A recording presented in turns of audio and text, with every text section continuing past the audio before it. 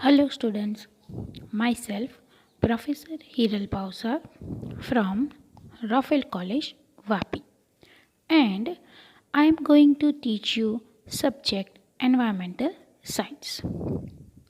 In last session we complete our resources, that is the land resources.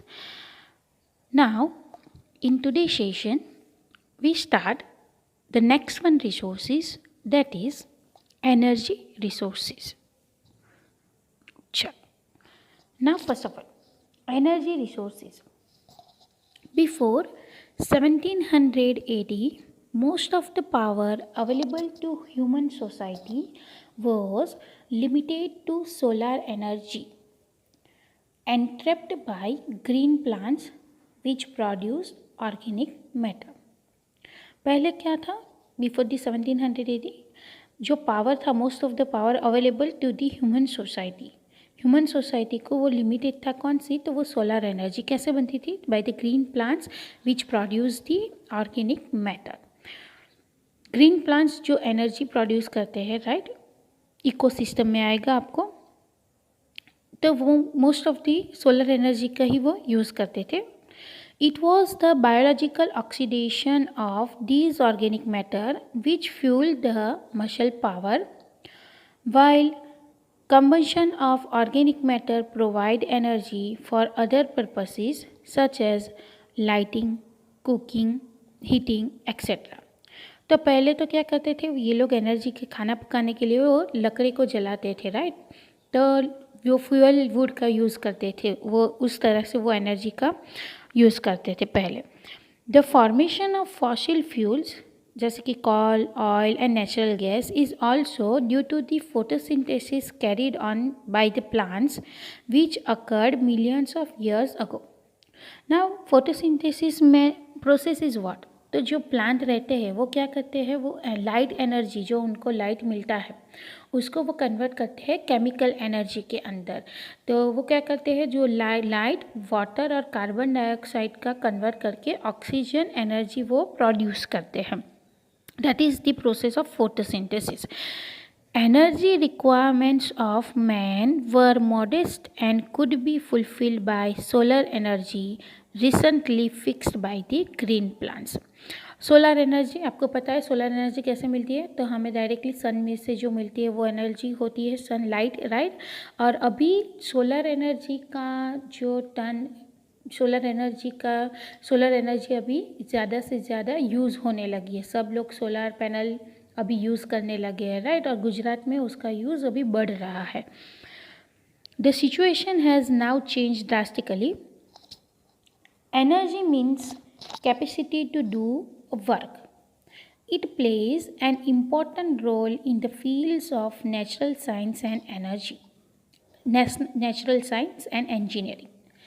Energy is an important input for development. It aims at human welfare, covering household, agriculture, transport, and industrial complexes. The rapidly expanding human population, human energy needs are increasing rapidly. Human population जैसे जैसे बढ़ेगा तो energy का use भी, उसकी need भी उतनी ज़्यादा रैपिडली इंक्रीज होगी। It will demand the exploitation of most energy sources. तो इससे क्या होगा? तो जो जितने भी एनर्जी की सोर्सेज है उसका क्या होगा? एक्सप्लॉइटेशन होगा, क्योंकि पॉपुलेशन बढ़ेगा, ज़रूरत भी उतनी ही बढ़ेगी। दो energy is present in a number of forms. Energy कहाँ पे प्रेजेंट है? तो number of forms, mechanical, thermal energy, chemical, biological energy and energy in the matter, which differ basically from one another but together constitute the physical reality of our universe. ये सारे energy different है but वो साथ में मिलके एक physical reality of our universe बनता है। All the physical process can be constructed as a transition from one form of energy to another. In fact, all living beings are operated by means of energy which is derived from the environment. We all are living beings are operated by the means of energy. जैसे ecosystem में आएगा, energy flow रहता है, तो वो क्या होता है? तो इकोसिस्टम में मेन कंपोनेंट क्या है, तो producer, consumers and the decomposers. तो वो सारे क्या करते हैं, एनर्जी को रिलीज करते हैं। First is producer. प्रोड्यूसर क्या है, तो वो प्लांट है। प्लांट क्या करेगा, वो एनर्जी को रिलीज करेगा। वो सनलाइट लेता है, वाटर और कार्बन डाइऑक्साइड का यूज़ करके, प्रोसेस करके वो रिलीज करता है ऑक्सीजन। तो वो जो एनर्जी रिलीज़ करता है, वो एनर्जी कौन लेता है, तो वो कंज्यूमर्स लेते हैं। कंज्यूमर्स जो एनर्जी रिलीज़ करते हैं वो कौन लेता है, डिकम्पोजर्स लेते हैं।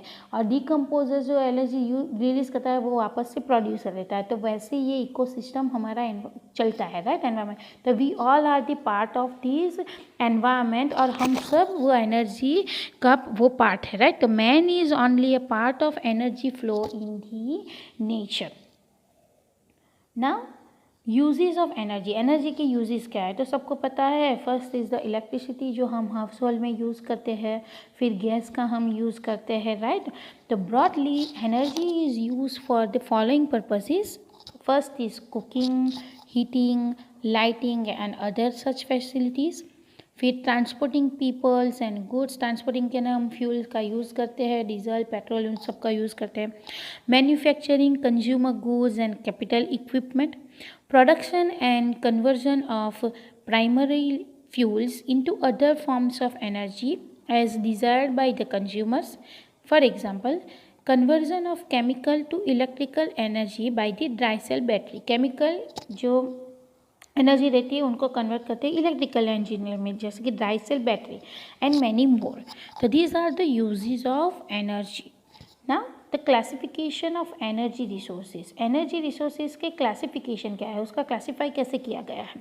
तो energy resources is classified by first A commercial fuels and non commercial fuels, then B primary energy and secondary energy, then C conventional energy and non-conventional energy, and D non-renewable energy resources and renewable energy resources। तो 4 types में उसे classify किया गया है, A, B, C and D। A के अंदर है commercial and non commercial, B के अंदर है प्राइमरी एंड सेकेंडरी, सी के अंदर है conventional and non conventional, and D के अंदर है non renewable and renewable energy resources.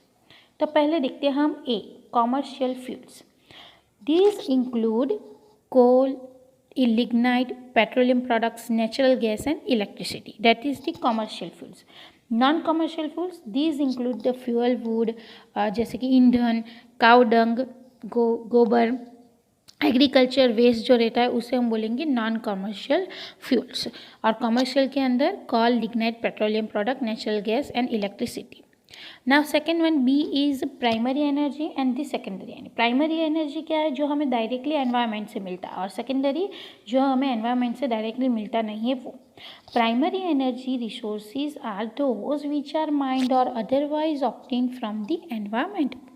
These include the fossil fuels जैसे कि coal, lignite, crude oil and natural gases, nuclear fuels, water में से हम हाइड्रो इलेक्ट्रिसिटी प्रोड्यूस करते हैं, हाइड्रो एनर्जी, सोलर, डायरेक्टली सन का जो सन रहता है वो पैनल पे पड़ता है तो उसकी वजह से वो सोलर एनर्जी प्रोड्यूस होती है। विंड एनर्जी प्रोड्यूस करते हैं, विंड मिल हम लगाते हैं, आपको पता है सबको।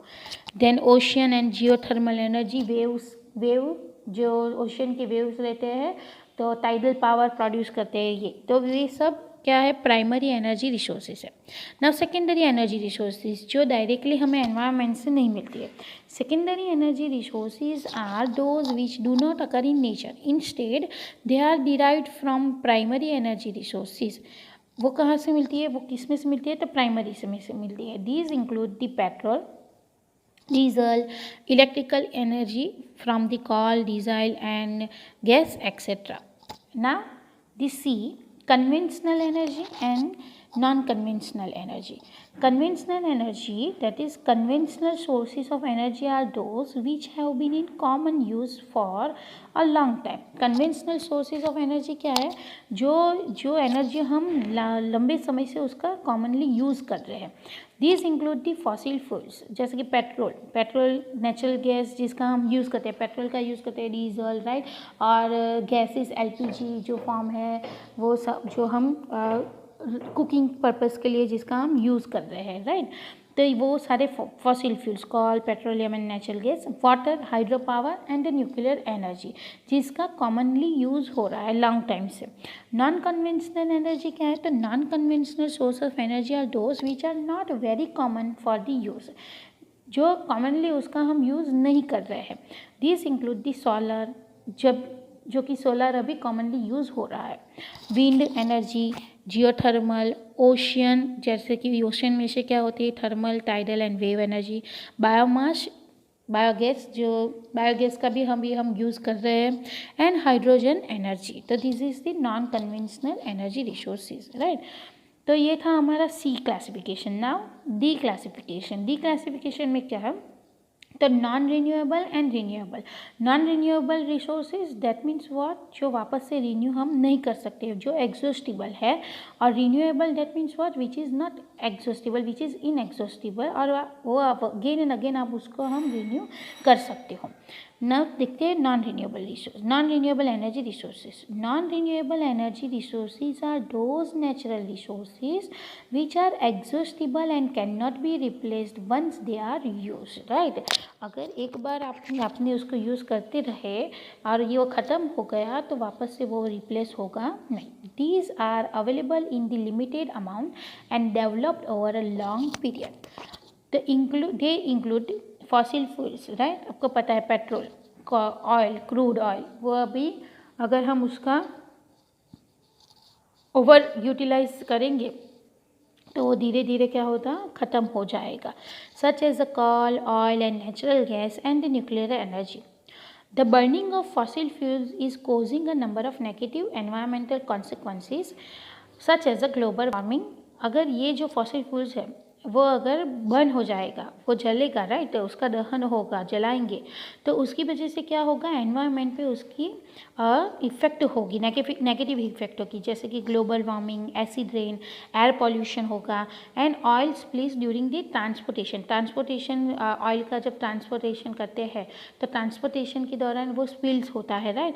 तो ये सब उसकी नेगेटिव इफेक्ट रहती है। It has therefore become necessary to minimize the use of fossil fuels and replace them with eco-friendly renewable resources। जो हमारे पास एक्सॉस्टिबल है, जो लिमिटेड फॉर्म में है, उसका यूज़ हमें मिनिमाइज़ करना है और उसकी जगह पे रिप्लेस करना है हमें इको फ्रेंडली रिन्यूएबल रिसोर्सेज, जैसे कि solar is eco friendly, right. वो हमें ज़्यादा यूज़ करना है इलेक्ट्रिसिटी से ज़्यादा। Now renewable energy resources. Renewable energy resources are those natural resources which are inexhaustible, that is, which can be replaced as we use them and can be used to produce energy again and again, right। Renewable energy resources क्या है? तो those natural resources which are inexhaustible, जो inexhaustible है, जो unlimited form के अंदर है, अगर एक बार हमने उसे यूज़ कर दिया तो हम वापस से उसको हम रिप्लेस कर सकते हैं again and again. These are available in unlimited amount in nature and developed in a relatively short period of time. These include the solar, wind, water, geothermal, ocean and biomass energy. Nuclear energy, however, can also be considered as an inexhaustible source of energy if atomic mineral are used in fast breeder reactor technology, right।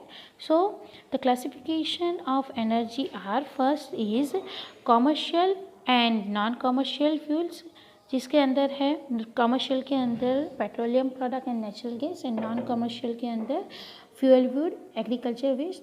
Primary energy which are directly getting from the environment, and secondary energy which are not getting from the environment or nature। Conventional that means जो long term से जिसका हम commonly use कर रहे हैं वो, and non conventional जिसका commonly हम यूज़ नहीं कर रहे।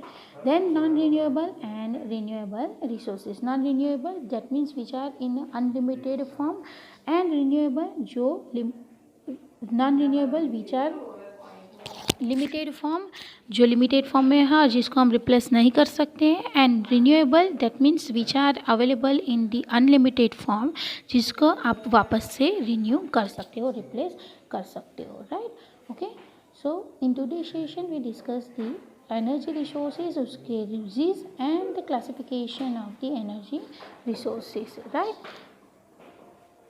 कंटिन्यू करेंगे in the next session energy resources. Till then stay fit, stay safe, stay happy. Goodbye. Thank you.